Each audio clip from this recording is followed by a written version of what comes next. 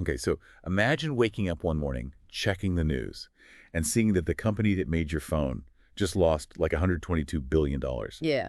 Poof, gone, just like that. I mean, yeah. Yeah. It's crazy to think about, right? But that's exactly what happened to Samsung. It is. And today we're going to do a deep dive into how a tech giant like that, can stumble so dramatically. Yeah, and what's crazy is we're not just talking about like some little startup here. Right. Samsung is like deeply embedded in like not just tech, but South Korea itself.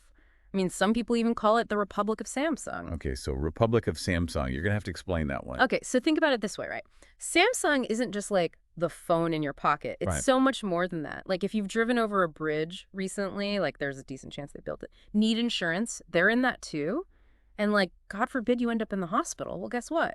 They're there too. Wow. That's the kind of reach we're talking about here. That's kind of terrifying, to be honest. Yeah. And to think they account for like 20% of South Korea's entire GDP Right. makes this stark plummet even more, like, nerve-wracking. Absolutely. So where did they go wrong? I mean, we've got, like, articles and reports piled up here. Yeah. And one thing that keeps coming up is this AI blind spot. Mm-hmm. What does that even mean? So you know how everyone's always talking about AI needing like tons and tons of data to learn, right? Right. Well, imagine that data is traveling on a highway. Okay. The wider that highway, the faster the info can flow, right? High bandwidth memory is basically that highway for AI. And Samsung kind of just fell asleep at the wheel, Yeah. while Right. other companies like Nvidia and SK Hynix were like paving these massive superhighways. Gotcha. So they were just completely outpaced then. Pretty much. Yeah. And I'm guessing that's reflected in their market share. Oh, yeah, absolutely. So right now, Samsung's holding on to like a measly 11% of the market for this specific type of memory. Wow. While the leader, TSMC, they're cruising at like 61.7%. That's a massive gap. Huge gap. Yeah. Talk about missing the on-ramp. Totally. Okay, so AI blind spot check. Mm-hmm. Another thing that keeps coming up in these articles is Samsung's leadership. And this is where it gets a little bit interesting because they're like a family-run dynasty, Mm-hmm. which you think would mean stability, but You would think, right? But it's actually been kind of a roller coaster. Okay. I mean, on the one hand, the Lee family has been in control for, decades, which does give them some sense of continuity. right. But then on the other hand, you have these high-profile corruption scandals, bribery, embezzlement, you name it. Thanks. Not exactly something that inspires confidence in investors. Not to mention they're constantly like reshuffling management. Uh-huh. They've got another one planned for 2024. Yep. Doesn't exactly scream long-term vision, does it? Not really. No. Yeah. It definitely makes it seem like they're just like lurching from one crisis to the next instead of having a clear plan for the future. Right. And speaking of crises, let's talk about their struggles with semiconductors. Okay. This one honestly surprised me because Samsung, they're supposed to be like a tech powerhouse, right? Exactly. That's what I thought too. They're known for their chips. Yeah, see, that's where it gets tricky. Samsung is actually like really good at designing chips. Okay. The problem is manufacturing them. TSMC has them beat when it comes to like efficiency and keeping costs down. And in the semiconductor world, that's a big deal. Right. Like a make or break kind of thing. Okay, so let's like bring this back to the listener for a second. Okay. What does this actually mean for the average person? Like if I'm thinking about getting a new phone, should I be worried? I wouldn't like panic just yet.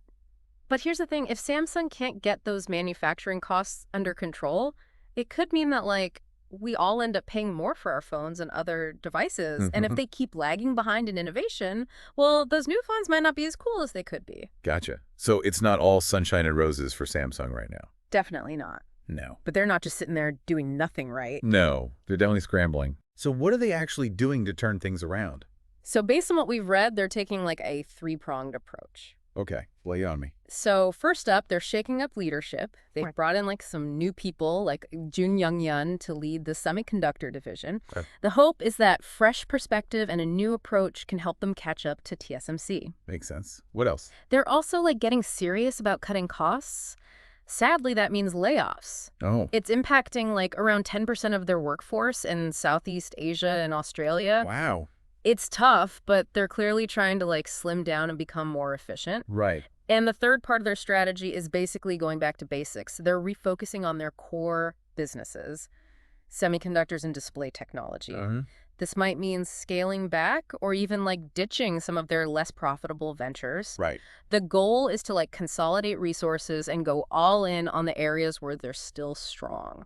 So new leadership, cost-cutting, and laser focus on their core strengths. Think it'll be enough? Is Samsung actually on the road to recovery? That's the million-dollar question, isn't it? It's still early, but there's definitely potential in these strategies. Yeah. New leadership can like breathe life into a company. Cost cutting can lead to like more efficiency, and focusing on what you do best is always smart. Right. But there are risks too. Layoffs can hurt morale and lead to a loss of talent. And if they scale back too much, they could be limiting future growth opportunities. So, what should our listener be paying attention to as this story unfolds? What are the clues that'll tell us if Samsung is turning things around or headed for a bigger fall? I'd say keep an eye on those semiconductor numbers. If they start closing that gap with TSMC, that's the good sign. Also, watch for news about new products or innovation in the AI space. Right. That'll tell us if they've really learned from their mistakes and are ready to compete in the future of tech. Good point. It's a good reminder that this isn't just some abstract business story. What happens to Samsung has ripple effects throughout the whole industry. Exactly. It impacts everything from like the supply chains that bring us our gadgets to the prices we pay for them. And we can't forget the human cost either. Right. Those layoffs we talked about, those are real people whose lives are being affected. Absolutely. This is where I think it gets really interesting for our listeners. Yeah. We often think of these tech giants as like these faithless corporations, but their decisions have very real consequences for all of us. Yeah, they do. So before we dive into the next part of our deep dive, I want to ask you, dear listener, to think about this. Knowing what you know now, are you more or less likely to buy a Samsung product? And what do you find like most surprising or intriguing about Samsung's situation? Keep those questions in mind as we continue to like unravel this $122 billion crisis. Yeah. You know, it's easy to just focus on the doom and gloom when you see a company like Samsung take a hit that big. Right. But it's important to remember that it's not like a complete meltdown. You're right. Our research showed that some parts of their business are actually doing pretty well, despite all the challenges. Exactly. Their smartphones are still selling like crazy. And their display technology, I mean, it's considered top of the line. Right. Those are the bright spots that are kind of helping to balance out the losses in other areas. It makes you think about that Republic of Samsung thing we were talking about earlier. You know, their huge portfolio. Uh-huh. It's kind of a double-edged sword, isn't it? It totally is. On one hand, when one part of their business stumbles, it can affect like the whole company. Yeah. But on the other hand, because they're not completely reliant on any one product or market, they're a little more resilient. It's like having a diversified investment portfolio. Exactly. If one stock tanks, you're not totally wiped out. Yep. Although, of course, it also means you might not see those huge returns you would if you just went all in on a single high-performing stock. Right. So the question is, can Samsung use those strengths, those smartphones, those displays, to like overcome its weaknesses in areas like AI and semiconductors? I mean, that is the big question. Yeah. They've definitely adapted in the past, but the tech world moves so fast. It does. These next few years are going to be make or break for Samsung. For sure. What they do now will determine if they reclaim their spot as like a tech leader or if they become a cautionary tale. Right. And like we've been saying, this isn't just some isolated thing. What happens to Samsung has implications for the entire global tech industry. Exactly. It could mean supply chains get disrupted, prices go up. Right. All of that. And let's not forget about South Korea. Remember, Samsung accounts for a huge part of their economy. Right. If they struggle, the whole country could feel it. It's definitely something to pay close attention to. It's like watching a train wreck in slow motion. Uh-huh. Except you don't know if the train is going to totally derail or if it's going to get back on the tracks. Yeah, I like that analogy. There's definitely that feeling of suspense, like we're at a tipping point. Totally. And the decisions they make will affect not only their future, but maybe the future of technology as we know it. Before we move on, can we go back to something we talked about earlier? Those corruption scandals that have been following the Lee family for years. Yeah. Can you give us a little more context on that? Yeah, so the Lee family has been running Samsung for decades. Right. And while that has brought stability, it's also been controversial. Okay. There have been some big cases involving bribery, embezzlement, even accusations of political interference. Yeah. I imagine those scandals didn't just damage their reputation. Yeah. They've also made people question how they run the company, Mm-hmm. whether they're actually being transparent. Exactly. It's created this unease with investors who are worried these issues could keep coming back and make it harder for them to compete. So how is Samsung addressing those concerns? I mean, besides the leadership changes, are they doing anything to, like, clean up their act? They're trying. They've introduced new ethics guidelines and increased oversight, but it's hard to say if that's enough to fix the underlying problems that caused those scandals in the first place. It's a good reminder that even the most advanced companies are still vulnerable to, like, human failings Yeah. and the consequences that come with them. Couldn't agree more. Corporate culture and ethical leadership, those are just as important as innovation and market share when it comes to being successful in the long run. It makes you wonder about the future of Samsung. Can they actually turn things around if they don't deal with those leadership and accountability issues? That's a great question. It's like they're going through an identity crisis. Mm-hmm. They built their empire on tech and market dominance, but now they need to show that they can also operate with integrity and ethical leadership. It's almost like we're at intermission in, like, a really intense play. Yeah. We've seen the build up, the conflict, all the drama. Uh-huh. Now we're just waiting to see what happens in the second act. Right. Will they rise to the challenge or will they become another cautionary tale? Exactly. And speaking of the audience, I'd love to hear from you. What stands out to you about Samsung's situation? What are your predictions? We'll dive into the final part after a short break. Okay, so we're back. Mm-hmm. And we've covered a lot, from their AI issues to the leadership shakeups to those struggles with semiconductors.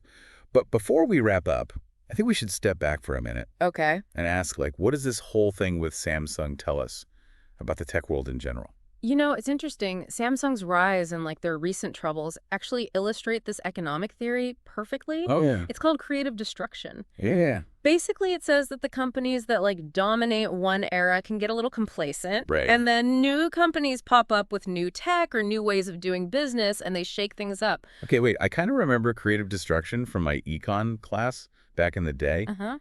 but I think I was too busy thinking about lunch to really understand it. Uh-huh. Can you break it down for me and our listener? Sure. Yeah. So think of it like this. Samsung was once the disruptor. They came out of nowhere with these amazing smartphones, undercut the competition, and became huge. But as they grew, they maybe got a little too comfy, Right. too focused on what they already had instead of looking ahead. So they missed the boat when AI and high bandwidth memory took off. Yeah, basically. Their rivals like Nvidia and TSMC, they were hungrier, more willing to take risks. Which brings us back to leadership, something we've been talking about a lot. Uh-huh. Do you think that Samsung's structure, being family-run, might actually be holding them back? It's definitely possible. Family businesses can be great for stability, Right. but they can also make it hard to change quickly. It's like trying to turn a giant ship. You need time, and everyone needs to be on board to change direction. And in tech, you can't be slow. Especially with those scandals surrounding them. Yeah, It does make it seem like they're struggling to handle all these challenges. totally. It reminds us that even the most successful companies can still make mistakes. Ethical lapses. And they're always under pressure to keep innovating. So as we finish up this deep dive, what are the big takeaways you hope our listeners thinking about? What are the lessons here? I think the biggest one is just how fast things change in tech. Right. What works today might not work tomorrow. Companies need to be ready to adapt to survive. What about the role of leadership? It's critical. The people at the top set the tone.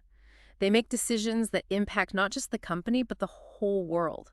Whether it's a family or a group of execs, they need a clear vision, strong ethics, and the guts to make tough choices. I think it's also important to remember that this isn't just about Samsung. Their story shows us what's happening across the tech industry. The competition, the innovation, the crazy high stakes. For sure. It reminds us that success isn't a guarantee. Even the biggest companies can fall. So as we close out this deep dive, I want to leave you with this. Samsung's story isn't over.